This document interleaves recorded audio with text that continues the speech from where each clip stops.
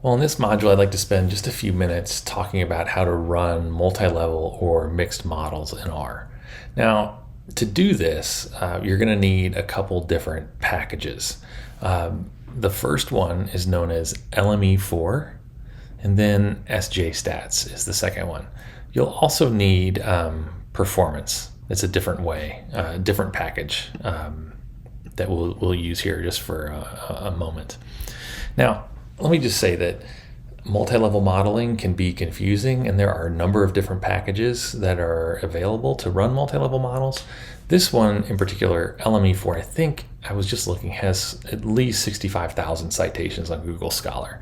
So a lot of people use this package to run mixed models, and I'm going to use those two terms interchangeably. Again, this is not a comprehensive review of multi-level models whatsoever. There are plenty of other places for that. I might add my own in the future, but for now, this is just about how do you run a simple or a couple simple multi-level models using R. So I'm going to, hopefully you've installed these packages. I'm just going to load them. All right. And then I'm going to run what's known as an unconditional means model. All right. So this means, let me get this out of here, okay, that we're going to use this function LMER, that's the mixed model function in LME4, and we're going to have no predictors. We're just going to say that these, we believe that the intercepts, the group intercepts vary, okay? So different groups have different intercepts, and we're just going to test that with this. So I am going to call this MUN, all right, and that's our model. And we're going to run LMER with happy as our DV, and we have no predictors. And this is the convention you use, one, and then this vertical line, which is on your keyboard, and then group ID. Okay, so that's saying group IDs have different intercepts, and you can have slopes vary, of course. We're not going to get into that, but you can. And the data that we're using RM data again. Okay, so let's run it, MUN.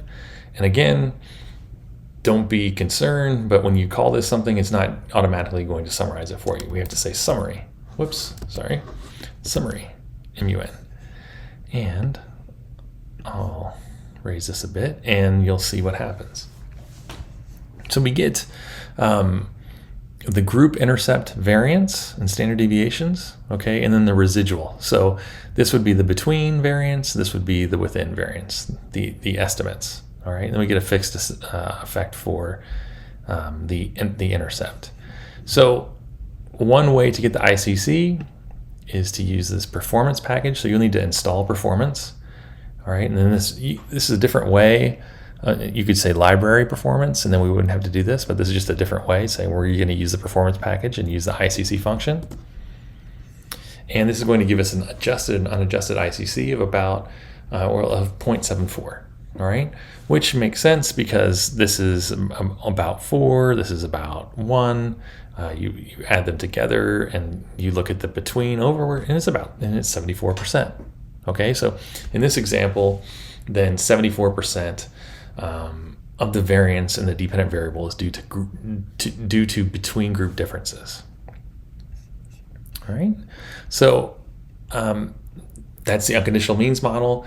Now let's explore the coefficients. And so you'll notice that this is M1, and this is the same. For the most part, the only difference I've made is I've added job satisfaction and job stress as independent variables. And so we're going to run that. Okay, again, we don't have any output there. And we're going to provide the summary. And the summary is 0.54 is the coefficient for job satisfaction, and job stress is negative 0.24. All right.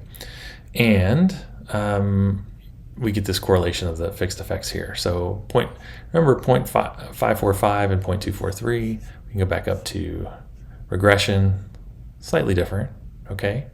Because the regression didn't take into account those differences, the between group differences.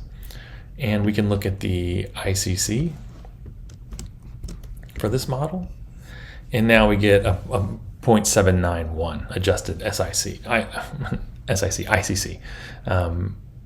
And again, this is just talking about the between group variance, and it's different because we added independent variables in this example. So you can play around with this. You can add variables, you can add different random effects. And you can look for the documentation for LME4 on how to do that.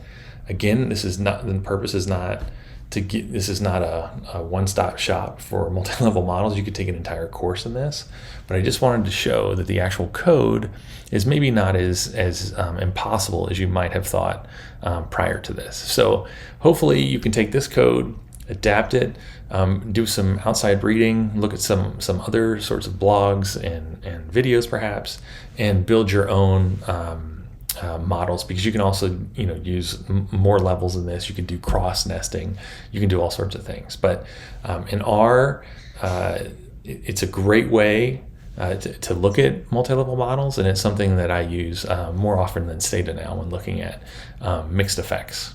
So hopefully this will help you to get started and test your own hypotheses with your own data sets in R.